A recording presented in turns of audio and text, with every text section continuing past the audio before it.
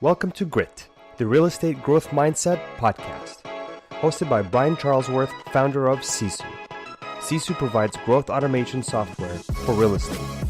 You'll hear stories from real estate thought and technology leaders, team owners, and brokers on how they grew their business in a rapidly changing industry. You'll learn how to transform your brokerage and teams into a high-performing and analytics-driven business so you have a new, durable, competitive advantage against disruption in your market. So let's get right into it. All right. Hello, everyone, and welcome back to the Grit podcast. I'm Brian Charlesworth. I'm the founder of Sisu and your host of the show.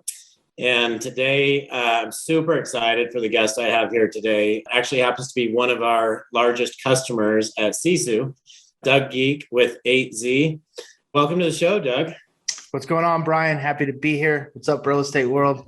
Hey, I just want to give people a little bit of your background. So you're out of Colorado. I actually want to hear more about 8Z today because I think it's kind of unique to what's out there in the industry. So I'd like to talk about that. But I'd also like to talk a little bit more about you and your career. So if I go to your LinkedIn page, I'm seeing 8Z. You've like come up the ranks since 2008. You've been in the business. You've been at 8Z, but you've grown from just starting in the business there. And I don't know how big 8Z was at the time to now you are the VP of production for 8Z and on pace to do some fabulous numbers this year. So anyway, why don't you give us a little more background on that, Doug? Yeah. I'll go take a little trip down memory lane here, Brian. So I was not even remotely interested or thinking about a career in real estate when I kind of fell into it. I was finishing up school here in CU in Boulder and kind of got headhunted. I was managing ice cream shops and I got headhunted by the CEO and founder, Lane Horning. He started this, it was a referral business. So we were under the REMAX Alliance brokerage, and he started a website called cohomefinder.com. And it was before the portals, and it was the most highly trafficked real estate website in Colorado for a number of years until the portal showed up. And I got lucky. I fell into it as what we call the client care coordinator, which is more popular in the industry, called the ISA at the time. So started fresh in 2008, not knowing anything about real estate and starting to generate appointments for agents. And we had a good run there. And in 2009, going into 2010, Lane decided he wanted to start his own brokerage, which it's an interesting time to start a brokerage in real estate, right at the Great Recession. But we did it anyway. We learned how to be lean and how to cut our teeth in a tougher market. And it worked out. And that was, about 30 agents and a lot of those. So it was a referral team at the REMAX Alliance. The Co-Home Finder team was a referral team. And I'd say the majority of them came with us when we started 8Z. And yeah, I just kind of worked my way up from manager of that client care team to just biting off a little bit more of the business each and every year. And finally really getting to the point now where running operations for 8Z and, as vice president of production, that's my main focus with a production really mindset, no matter what I'm tweaking with the system or what I'm bringing in, what we're getting out of, what we're doing with the system. And, from that 30 agents, we're now we're an independent, and I still think we're small, but some people would argue differently. We're at about 165 and we did about 1.4 billion in volume last year, 2,700 and change transactions. And, knock on wood, we're looking to blow by that this year too, probably end up about 1.75 billion and 3,000 transactions. So it's been a long, interesting run. It's hard to believe that it's been 13 years. Yeah. Well, awesome. Congratulations, by the way. That's just some huge numbers. Thank you. So I wanted to find out a little bit more about 8Z is its own independent brokerage. But you guys, from what I can tell, you run your business more like a team. Like as far as, people in the real estate industry understand brokerages, you hang your license, you get paid by your brokerage, but you go to a team and now they're providing leads, they're managing you, they're training you, they're doing all this other stuff. They're managing all your transaction coordination, all that kind of stuff. So maybe you could tell us, how do you guys do that at 8Z? That's exactly, you couldn't have said it. I couldn't have said it better, Brian, as we do run it as a really big team. I think a really popular model in our industry right now is these super high performing, 20, 30 agent teams that have all these specialists from transaction coordinators to listing coordinators to you name it. The names keep growing. There's more and more each time I check in, but that's exactly how we modeled it. We got a culture of high performance and high accountability. And it doesn't do us any good. Our payment structure is aligned to where if an agent comes in and isn't selling real estate at 8Z, we're not making money. We're actually losing quite a bit of money because of all the systems and tools and training that we provide. So it's important for us that, of course, our current agents become more efficient and sell more real estate, but also that anybody we bring on actually does sell real estate. So it doesn't do us any good to have it be like the Wild West and just hang your license here. We don't charge desk fees. We don't have any monthly fees of any sort. They're split. And if we're in complete alignment, if they're not making money, we're not making money. So it's really important that we have all those things in place that help them be successful, systems and people both, right? And you got to do it at scale. I'd say, there's not much different that we do than those teams. You see all these super teams and they're amazing, right? And they average 60, 70 transactions per agent. We'd love to get there. We're at about 26. We'd love to be, our BHAG is to be at 30 transactions per license by the end of 2022. But it's all about, you got to have a system that's real and that scales, and you got to be accountable to that system. And that's what we believe at 8Z. Yeah. So your BHAG, your big, hairy, audacious goals. So I just wanted to point that out for those who haven't read that book.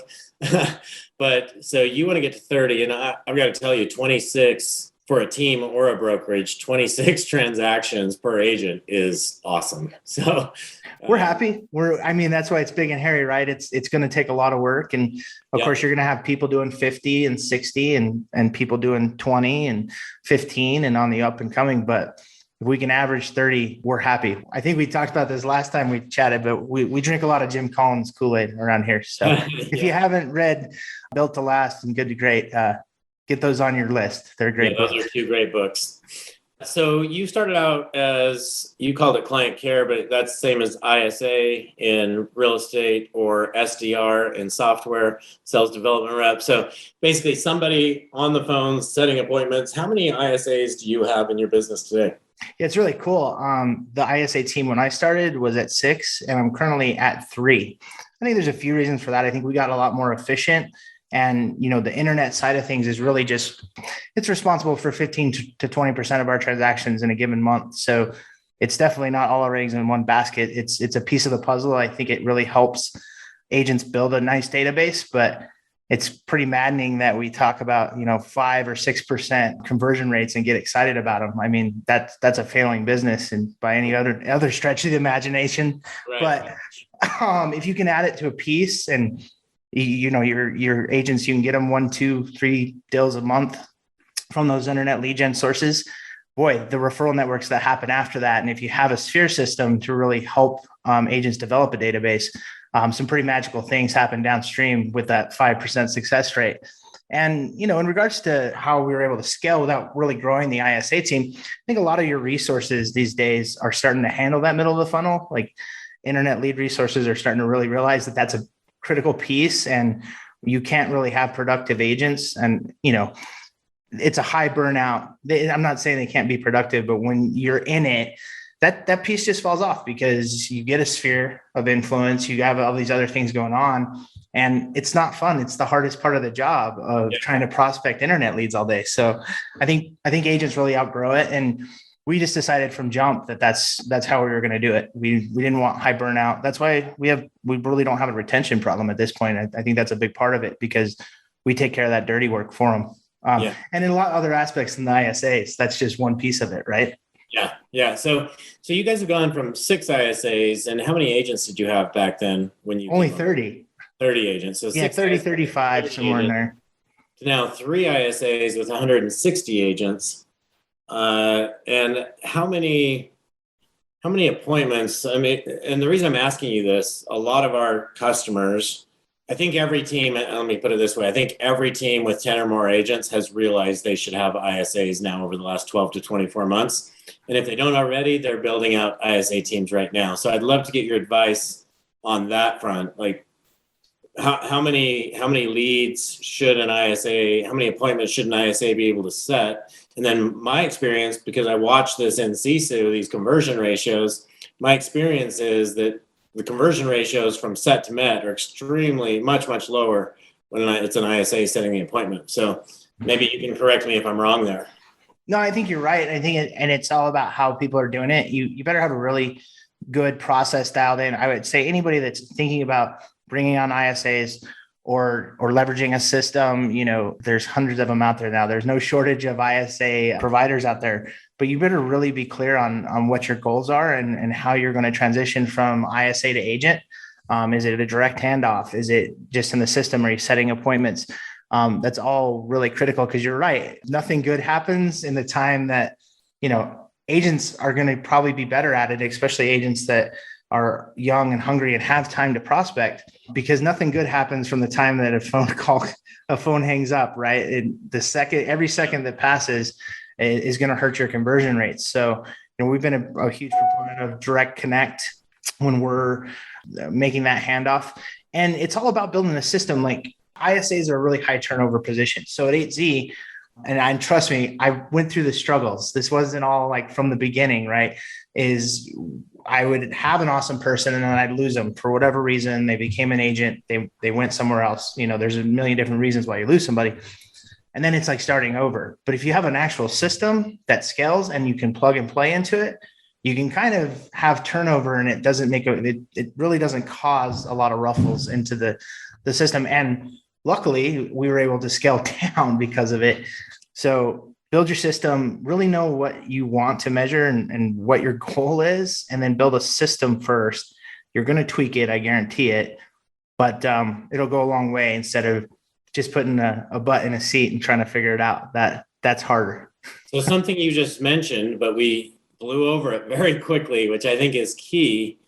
And I think most are not doing this, but if you look at like OpCity, they do live handoff, right? Here you're talking about your ISAs are doing a live transfer to your agents while they have that person on the phone. Can you tell me more about that? Because I think that's something that everyone here needs to hear. Yeah, it depends on the lead resource, right? But there are tools out there that we can dial 5 agents at once, and we're waiting for somebody to answer while we're still talking to the client on the other end.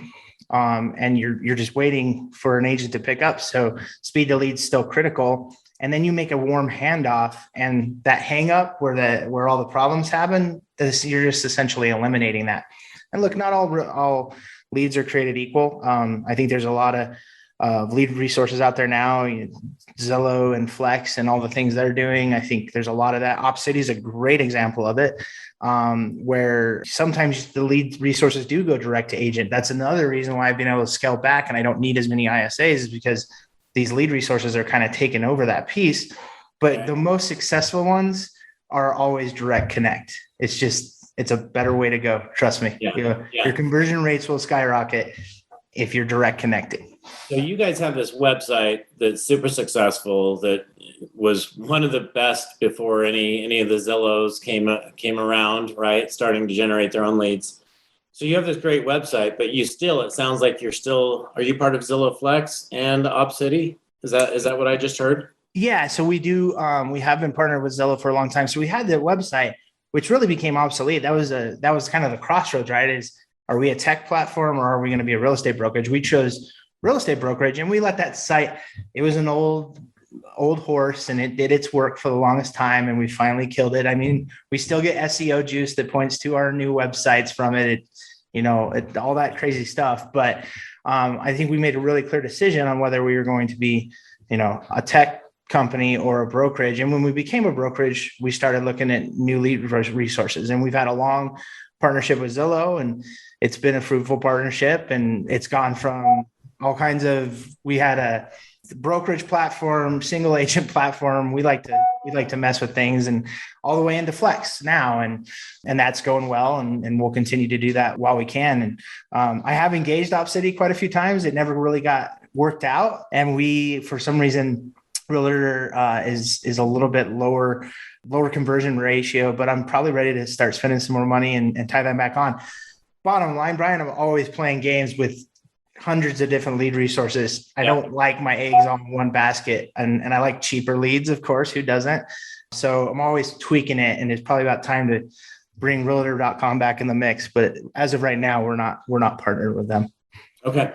So yeah, and I wasn't trying to be specific to Realtor. It sounds like you have a really solid Flex relationship and partnership there. So I just wanted to verify, you're still using leads from companies that provide leads for the industry, like such as those two. Absolutely. I mean, I think we're all trying to acquire databases, right? Acquire clients. So if there's a lead resource out there that's going to help me acquire clients faster, I'm going to use it and know that my system behind the scenes and my agents that are doing the work are going to capture that client and keep that client for life. So, if Zillow's good at generating leads, I'll let them be a means to an end for sure. Yeah, exactly. Why would you not, right? So something I want to talk about, you guys, are you open to sharing I think you already did. You said you guys did how much last year in volume? Just short of 1.4 billion in volume last year. So, 5 years ago, 6 years ago, when I got in this industry, my wife had me jump in to help her start building her team. And then I started a software company from it because I saw a huge gaping hole there. But I remember going to masterminds with some of the top teams in the country. And everyone was talking about that number, the magic number of $100 million, right? And I think that's because as an owner of a business, you can make $1 million if you're doing 100 million in volume. So I think that number's changed though, right? Like, I mean, we're talking to you you're like thinking 100 million, like 5-6 years ago, business has changed, right? Real estate teams are dominating so much now that, it's gone from 100 million to now. I'm talking to you about, this is my question. How do you get to $1 billion? There are a lot of teams now. I know that I think we have over 300 teams in Sisu doing over 100 million in volume. Congratulations. That's awesome. So how do we get that up to $1 billion? I mean, that's what I want to have you on the show for. Like, help us. How do we get there? I don't know. No, I'm just joking. It's a great question. For me, it's all about creating efficiencies. It's having a system. I keep saying that. And the reason I'm not specific there is because I think everybody operates a little bit differently. But if you better have a system that you are beholden to and you do it the same way, Taco Bell wouldn't be successful if the taco was different every different Taco Bell you go to, right? Like, you need your product to be the same so that you can scale and you can gain customers, just like any big company does, right? So I think it's really important to get that in. And then I think about my sales force and having them be super high producing, and you got to weed that out, right? We have a minimum production. You can't just let everybody on the bus. You got to really be, and those are tough conversations to have, but we let agents go that don't do 10 deals in a calendar year. That's our minimum standard. That's a big part of keeping the right people on the bus, going back to Jim Collins.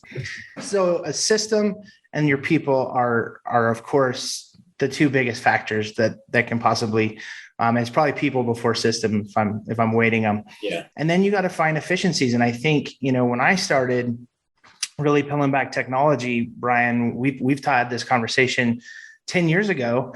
I had to build a bunch of stuff and it was all spreadsheets and everything. And there's billions of dollars being pumped into the market to really help us scale and do things better. I think Sisu is a prime example of this, right? We can get our transaction management and our coaching done all on one platform that comes to us and does what we want it to do. That didn't exist 10 years ago when we were at 100 million and we were trying to get more.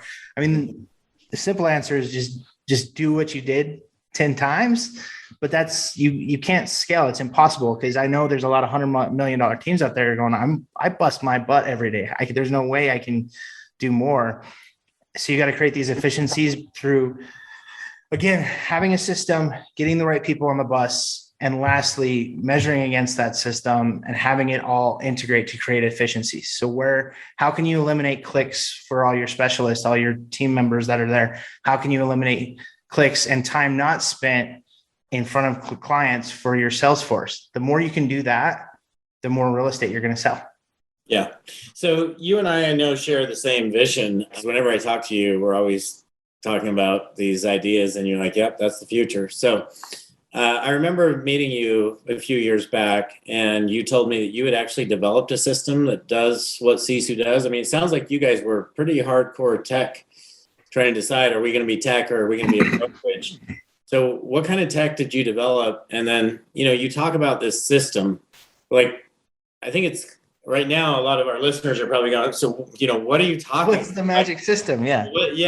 Like, what do you mean by system? For some people, a system might be, hey, I want this task management system so that when I go under contract, I have everything in place so that if I lose my TC, I can just, it doesn't matter. I can replace them. And they have this system that they follow. Or it might be agent onboarding and agent offboarding, onboarding and offboarding. You have these checklist systems. I don't know if that's what you're talking about. Or are you talking about managing a sales team systems? Or what are you referring to there? Exactly what you're talking about, Brian, and both, because you better have a transaction management system. You better have a lead gen system. You better have an onboarding and offboarding system. You better have a training system. And if it's not written down and it's not understood what the standard is and how you do things, it's just suggestion. It's not a system. You might be really good at it and you might be able to do it pretty much the same over and over, but it's really hard to replicate a Brian or a Doug or whoever else is out there, right? We only have so many hours in the day. So if you can build a system that quite frankly isn't reliant on you and it's getting done the right way, so it has accountability behind it, that's your key to success. So you're absolutely right. I don't want to be vague, but how my ISAs call each lead resource and how that gets handed off and so on and so forth is a system. How my agents get trained for 4 days in the academy that I'm developing, that it's becoming digital versus live, right? COVID really made me have to develop an LMS and understand how I could do my training at scale and immediate versus not being able to be in front of people and train them the system. I had to put the system online. That's an example of somewhere where we've grown in this last year, I guess I should say. But it's all that stuff, Brian. It's being true to yourself and knowing that you know exactly how that taco's made every single time it comes across this assembly line, and that it's written down and that you have checks and balances against that, right? Yeah. That's what I mean by a system. And checks and balances means I might add visualization into it, right? I mean, so many people I talk to think that they have systems when they have a Google sheet or, So and you asked, we had real developers. We had an entire team of development. We had a development team that got bigger than the ISA team at one point, and they built exactly what you're talking about. It was built off of spreadsheets and came into an API and it pumped out PDFs, but those PDFs were real visibles on KPIs for 8Z as an entire brokerage, 8Z teams, down to the individual agent. It was their goals. Measured against their goals that they set at the beginning of the year. So it all aggregated together, right? Much similar to how Sisu works now. And it was messy, but it got the job done because we were able to visibly, like you said, it's all about visualization. And I think gamification is a really important part. When you get winners on your team and people they're competitive, they just are. They want to be at the top. Are you guys running gamification in your business? Yes. That's subject to interpretation, but absolutely. We have contests, sometimes at team levels, sometimes at the brokerage level. People love to win, especially when you get hungry top producers in there. They love seeing their name at the top of the list. They don't even really care what the gift is or what the prize is. It's more about the recognition, right? Yes, right. I was in a sales meeting with a real estate team one day, and it was just interesting because the team leader was asking, so what's important to you guys? Like, what do you want for a prize in this sales challenge? And the first thing they came back with was it wasn't anything but having their picture on the wall for a month in the office, and then it went to the next level. I want my picture on a billboard for a month. It's like, okay, you just want your picture on the wall? Like, this is all about recognition, right? Absolutely. I've got an agent and she is a top producer. She sells over 20 million a year for the last 3 years. She's actually only 4 years into the business. So that's pretty impressive in its own right. But she's trying to work on some work-life balance. She's got young kids and she's obviously great at crushing real estate, but that's really starting to be stressful on her. And it's so funny as I was talking to her and trying to figure it out, I'm like, well, let's start referring business. You can have some of your time back. Let's refer it to some of these up and coming agents. And the classic response was, well, yeah, I want my time back with my kids, but I also want my name on the top producers board each month. And I'm like, well, we'll figure out how to balance showing that. assistant, right? It's showing assistant. That's right. We'll figure out how to balance that. But it's so funny that just that recognition 9 times out of 10, you can play around with gift cards and trips and all this other stuff, but it's funny how recognition goes a long way. If you've been enjoying Grit, please help us continue to grow the channel by leaving a 5-star review and sharing it with a friend. Now back to Grit. Yeah, so long before Sisu was there to help ISA, conversion ratios, before Sisu was there to help your team set goals, you guys were doing all this stuff like 10 years ago. So thankfully, we found you and you found us. But I'd love to hear more detail. Again, I think 26, especially with 160 agents, 26 is a huge number as far as average production per agent. Like, how do you guys hold these guys accountable? How do you motivate them?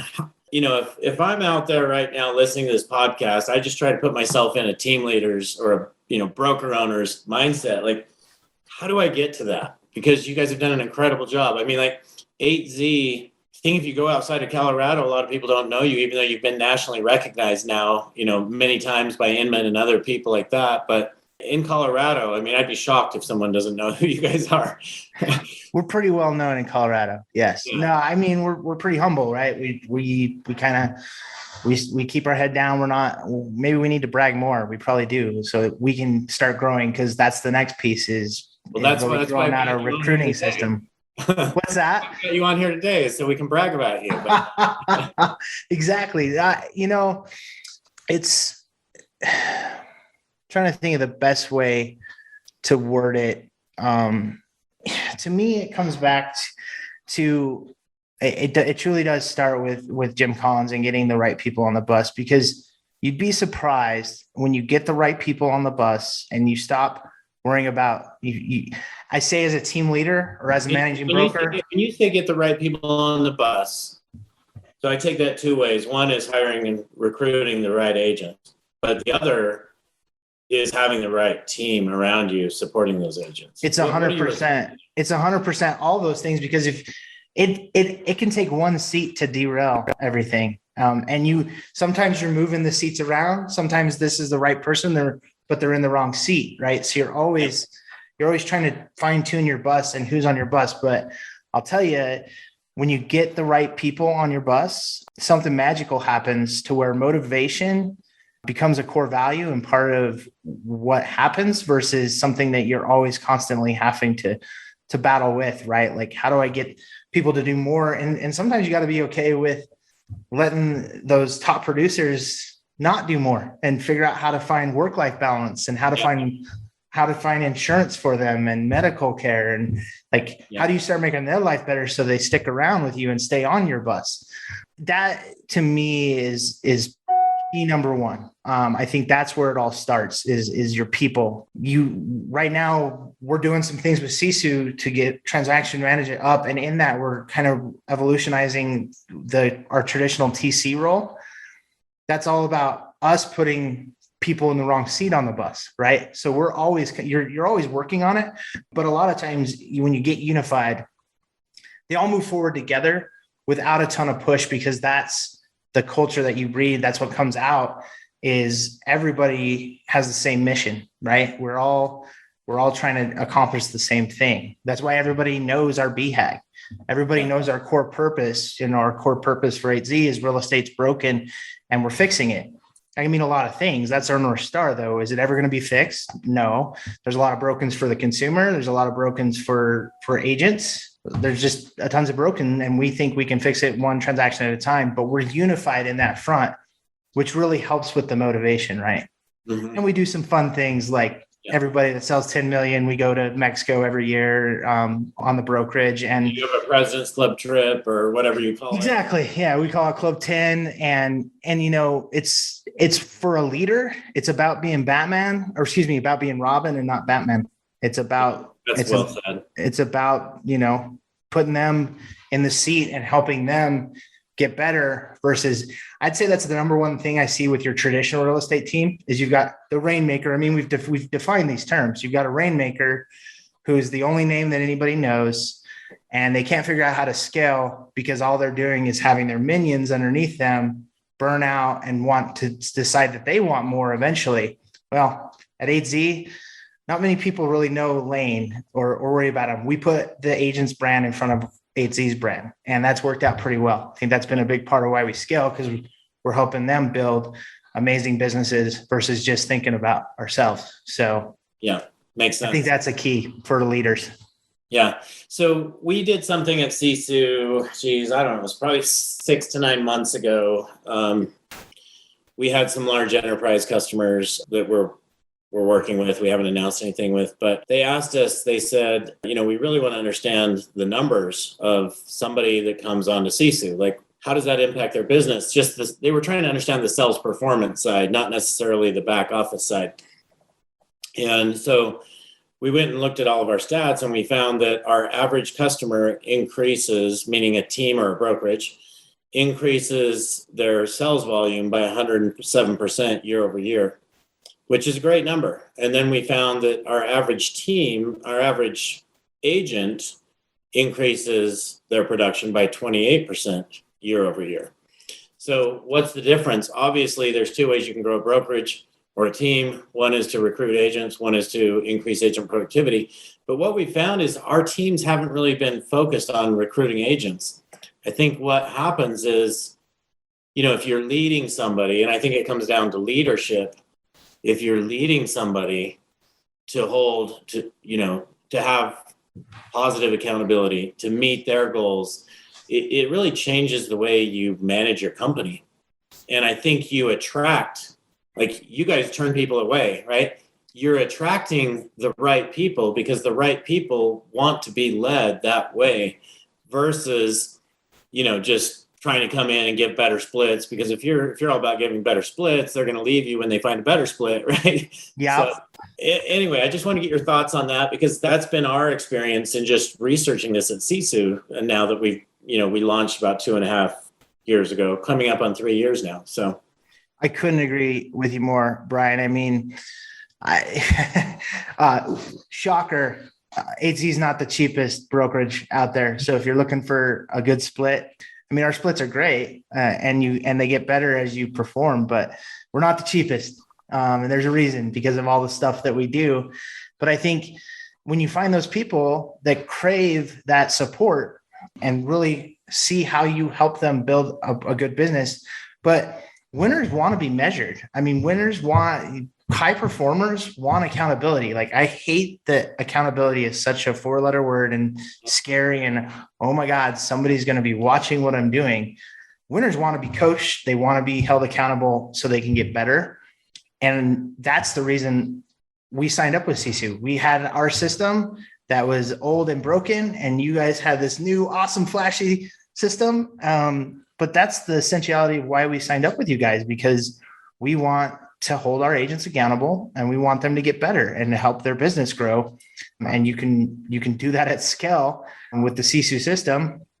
And I think that's critical. If you got people that are scared of accountability, you got to think twice about who your people are. That can become a cancer in your, that's probably not the right analogy to use, but it can be very detrimental to your business. I've seen that enough, Doug, that you probably noticed that I put the word positive in front of accountability. Positive accountability, meaning, if you're helping somebody obtain their goals, if it's not about you, if it's about them, it's all positive accountability. Nobody's going to get offended by that, right? It's so powerful to say, hey, look at your conversion ratio of call to close. So if you could just when you can tell somebody and give them a real tangible, go make 100 calls, you're going to get 3 deals out of it.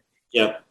It's just so valuable. And people they're in the trenches, right? They have a hard time seeing that stuff, especially if they're in a funk. Like, You got to be able to measure it and give them that direction. And I think they're going to crave it if you get the right people on your bus. Yeah. Okay. Let's see. How are we doing on time? We have about 10 more minutes, Doug, if we want to use it. So I want to talk about ancillary businesses because you mentioned a business that you guys have. Tell me what all businesses you guys have. I think, when somebody gets to a certain level is running a real estate business, their next question is, okay, what else can I do, right? What can I bring in a title company? Can I bring in a mortgage company? And it sounds like you guys have gone outside of that and you have, you're buying homes, you're flipping or you're renting or, I don't know. So tell me what your ancillary businesses look like. I'll run the gauntlet here. There's a lot of money to be made in real estate, obviously. And for us, having ancillary businesses is really nice. It helps feed the animal and it helps profitability a ton. But it wasn't born out of that for us. It was born out of the consumer experience and wanting to give them an A+ experience across the board. So no offense to Quicken, but that's just the thing that came to mind. But if I'm doing a real estate deal and I find the perfect house and then the Quicken loans happens and something happens on that side that I can't control and the consumer has a bad experience, 9 times out of 10, they blame the agent and the brokerage. They really, we wanted to control and give a better experience to consumers. So it was born out of that. But out of that, we have a joint venture mortgage company. We have a joint venture title company. We've got an insurance company. We've got a property management rental company. Insurance, you're talking homeowners insurance, right? Yes, sir. Yep. Okay. So, and car, he does all types of insurances, but that's primarily where we're aimed. Obviously, They want to get their car insurance over to Greg at 8Z Insurance. We're cool with that too. So those are kind of the 4 pillars. And recently, we've started. We did dabble in iBuyer for a little while. We were buying houses for cash offers, and again, out of the transparency, and this is all for the consumer. So if that was the right option for them, we weren't forcing it on them. Here's an option. By the way, we'll go get all the other iBuyer offers. And that's why we really don't play in that space anymore, because we don't have the money that Zillow and Open Door and Redfin.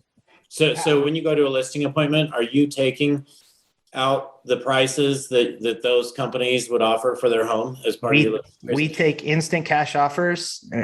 I was going to say to every listing, I live in the real world. I know that sometimes it doesn't go perfect, but if at all possible, we take instant cash offers to our listing consultation. Now think about that. You get every other agent showing up and they're talking about how cool they are and all the stuff they're going to do.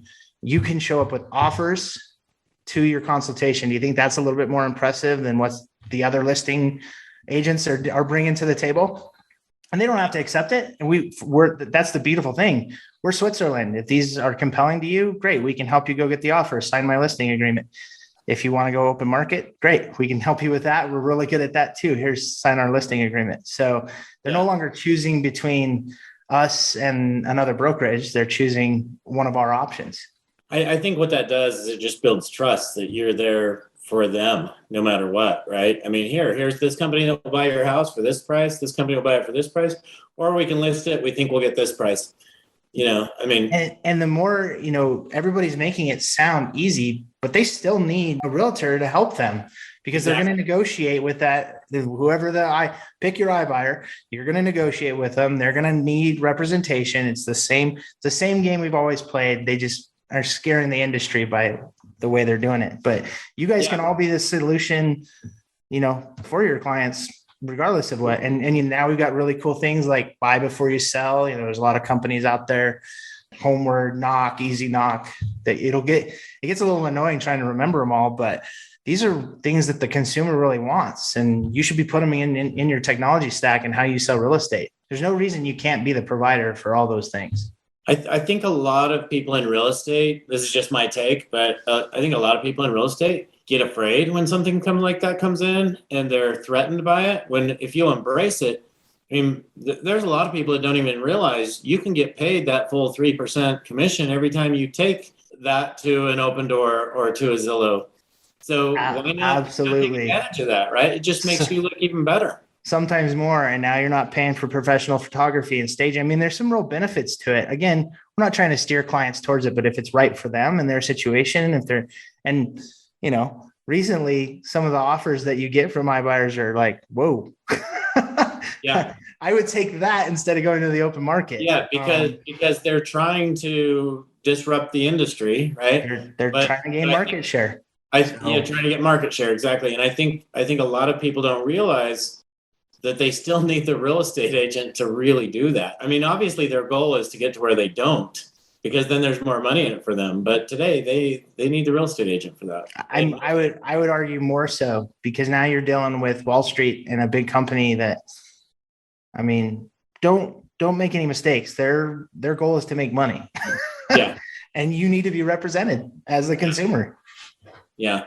So I know you're such a tech forward thinker. You're always thinking about innovation and automation.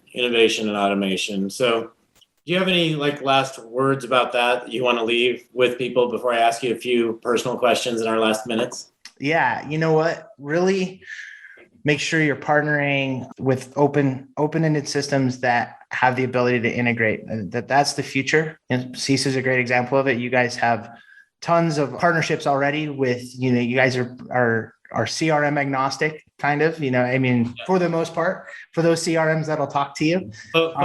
Seeing that, yes. Yeah. I think that should ultimately be your goal, because the only way you create efficiencies is less clicks, less logins, sharing your data between systems. Yeah. So if you're building a system and you're taking a tech approach at it, make sure you have those capabilities. I think that's critical, because we're all trying to build an end-to-end system, and some say they have it already. I would argue all day long that they don't, because nobody has a system where they log into one place and do everything they need to do. It just doesn't exist. But that's my goal. That's what I'm trying to build for 8Z. And I suggest that everybody else do the same. And that's our goal as well. We just know that there are certain people that already do a great job at the CRM. So why should we try to compete in that market?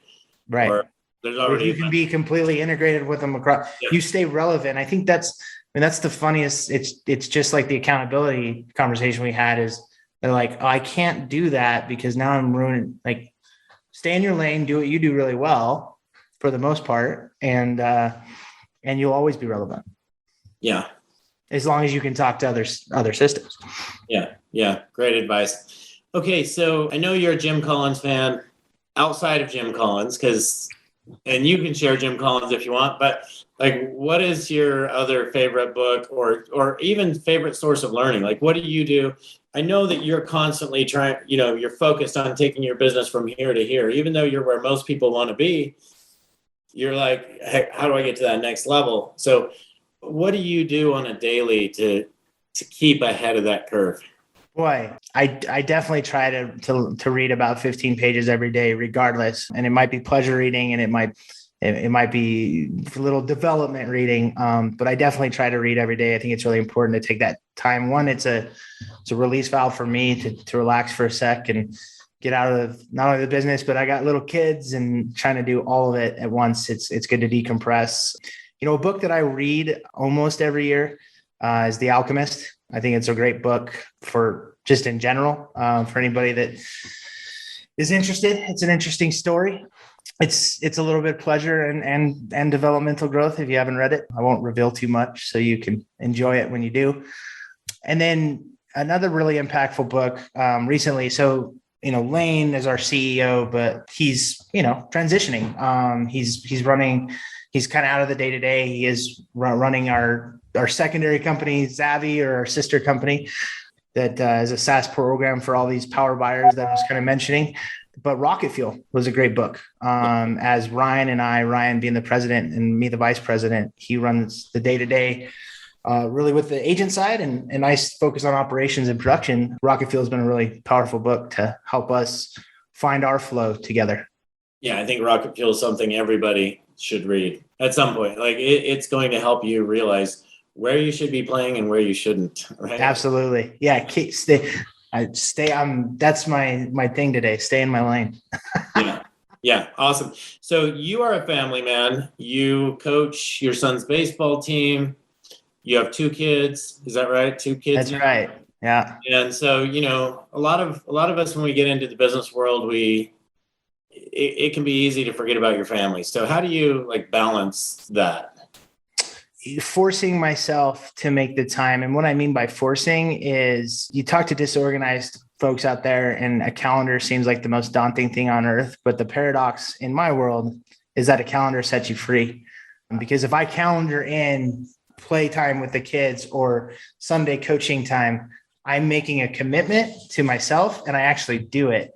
Where a lot of people say, well, if I put it on the calendar, I'm putting chains around myself, and my calendar set me free. So if it's not in the calendar, it doesn't exist. Whether it's work, personal, coaching your kids, date nights, whatever, right? All of it. It's exactly right. It's the best thing you can do for yourself. Trust me. Yeah. Love it. So tell me what your favorite place is. I know you're a big fan of Colorado, but if you're going on vacation, where would be that place you'd want to go? Yeah. So, and I knocked one off of the bucket list last year, Prince of Wales Island in Alaska. I think it's the largest island, on our continent. But went out there, got some salmon fishing done and even caught some lingcod and some pretty big halibut. My uncle caught 180 pounder. So that was a fun one. I think Canada, I always got to go north to fish, but maybe I'm obviously a huge fisherman.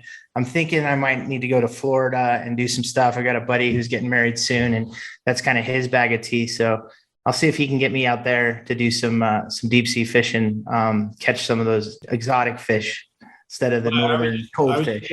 I was just going to ask you, what's your favorite thing to do in your spare time? But since the question, your favorite place was answered with that, I don't even need to ask that question. Pretty standard. That's your favorite thing to do, right? Pretty standard. If I find myself with a spare minute, it's hard for me to choose anything but fishing when I'm doing it. So.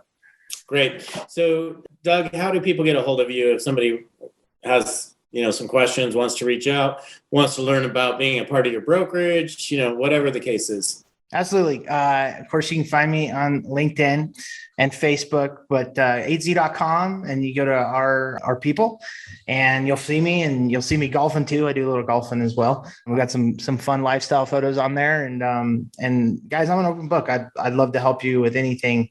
I'm, like I said, real estate's broken. We're fixing it. That's being a good Samaritan to the industry as well, and helping everybody do what's right so that ultimately the consumer gets the best experience possible. So reach out if you need me.